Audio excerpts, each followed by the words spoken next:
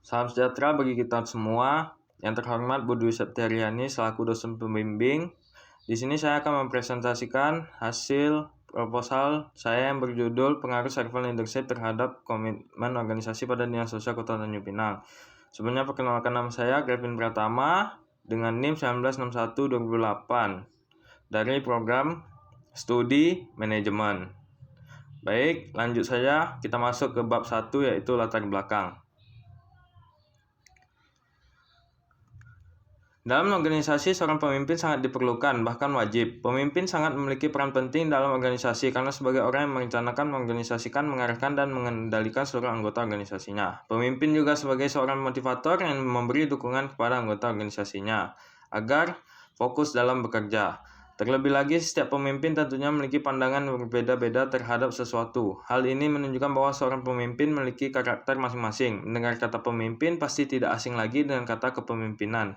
Kepemimpinan adalah cara seorang pemimpin dalam memimpin anggota-anggotanya.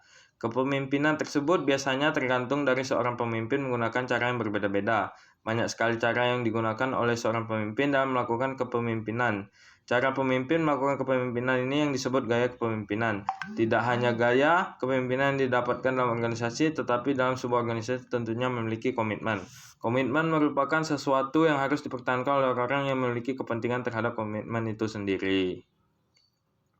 Baik, selanjutnya yaitu rumusan masalah dan tujuan penelitian. Dari penulisan latar belakang di atas dapat diketahui bahwa peneliti telah merumuskan masalah yaitu tentang apakah servant leadership berpengaruh terhadap komitmen organisasi pada Dinas Sosial Kota Tanjung Pinang.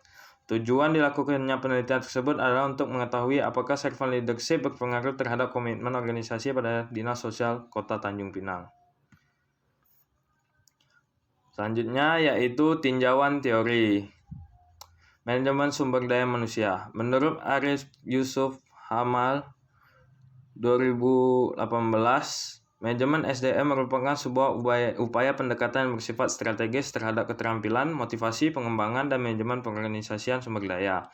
Menurut Bray and Rue 2015, manajemen sumber daya manusia merupakan tata cara kegiatan yang meliputi pengadaan dan pengaturan terhadap sumber daya manusia. Selanjutnya, servant leadership menurut Hofheide dalam Duma Tubun 2018 mendefinisikan bahwa servant leadership adalah sebuah konsep abadi yang ditinjau secara luas dalam beraneka kawasan.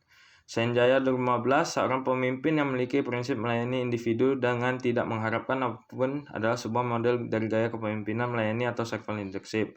Selanjutnya, komitmen organisasi menurut Kaswan 2017, komitmen organisasi merupakan sebuah takaran rasa bersedianya individu untuk bertahan dalam organisasi dalam masa waktu yang akan datang.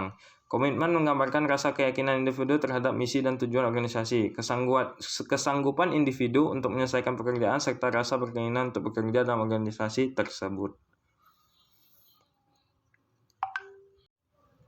Baik, selanjutnya kita masuk ke dalam kerangka pemikiran. Kerangka pemikiran yaitu servant leadership X dan komitmen organisasi variabel Y-nya. Selanjutnya yaitu hipotesis penelitian. Menurut Sulisyanto 2018, hipotesis merupakan jawaban yang berupa dugaan sementara yang harus diuji untuk membuktikannya. Maka dari itu dilakukan penelitian agar dapat membuktikan dugaan sementara tersebut. Dari kerangka pemikiran di atas, rumusan masalah dan tujuan dari penelitian tersebut terdapat pengaruh servant leadership terhadap komitmen organisasi. Selanjutnya, penelitian terdahulu.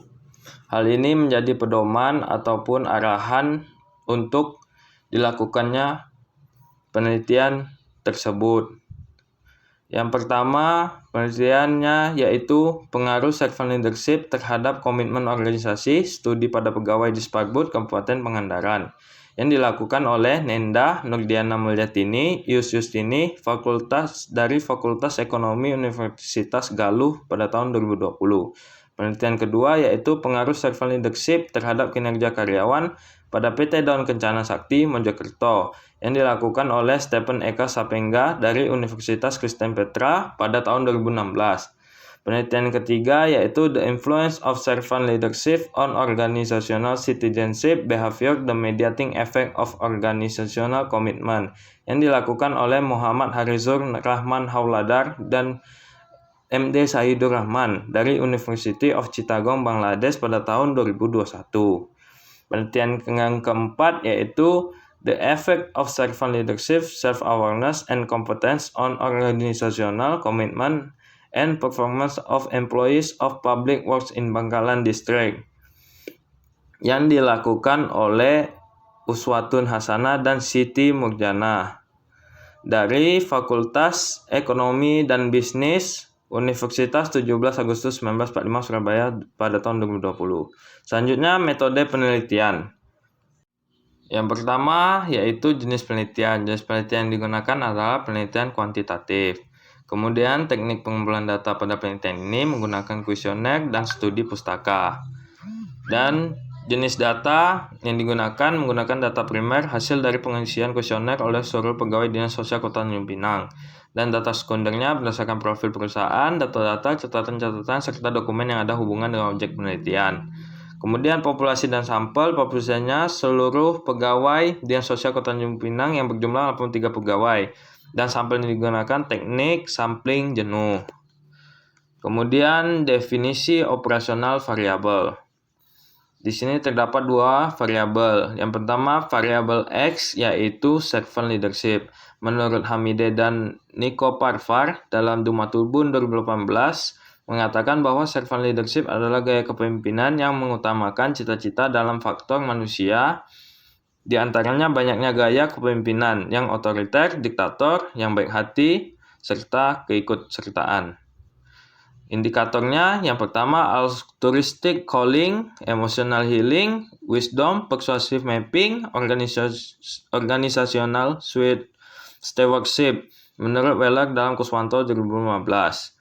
Yang kedua variabel Y yaitu komitmen organisasi. Menurut Porter dan kawan-kawan dalam Dumatulbun 2018 bahwa komitmen organisasi memiliki peran sebagai suatu kepercayaan yang kuat dan terdapat penerimaan tujuan serta nilai organisasi, terdapat niat dalam menjalankan usaha yang besar atas nama organisasi dan merupakan sesuatu keinginan yang bersifat pasti untuk dipertahankan individu organisasi.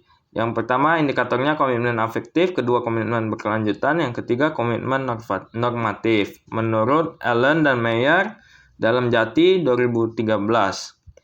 Dan kedua variabel ini pengukurannya menggunakan skala Likert.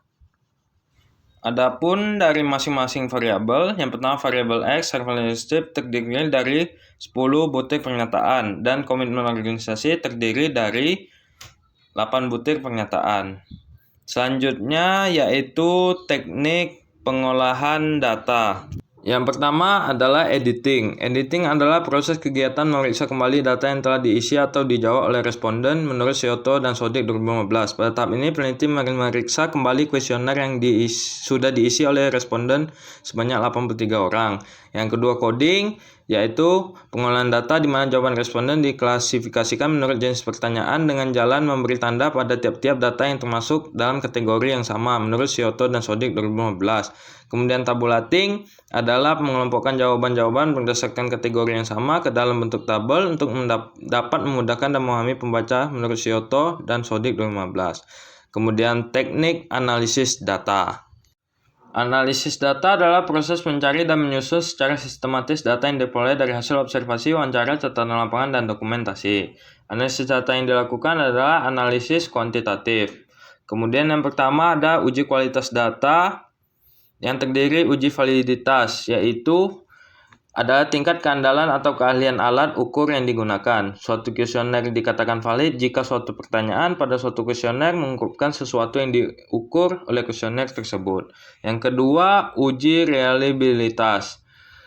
Reliabilitas adalah suatu angka indeks yang menunjukkan konsisten suatu alat ukur pengukur di dalam mengukur gejala yang sama. Yang kedua, ada uji asumsi klasik. Uji asumsi klasik terdiri dari uji normalitas dan uji heteroskedastisitas.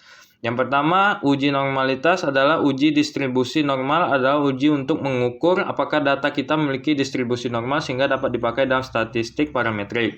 Yang kedua, uji heteroskedastisitas bertujuan untuk menguji apakah dalam model regresi terdapat ketidaksamaan varians.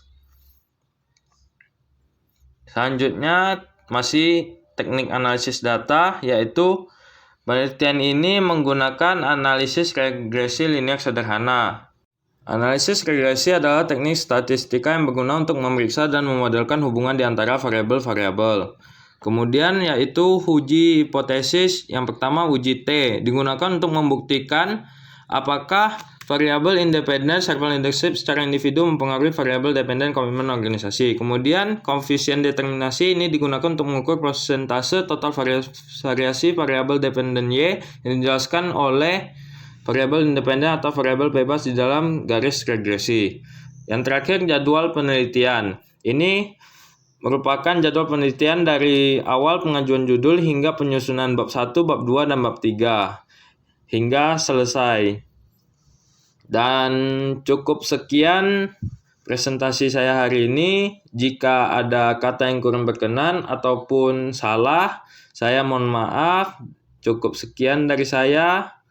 Saya akhiri dengan terima kasih.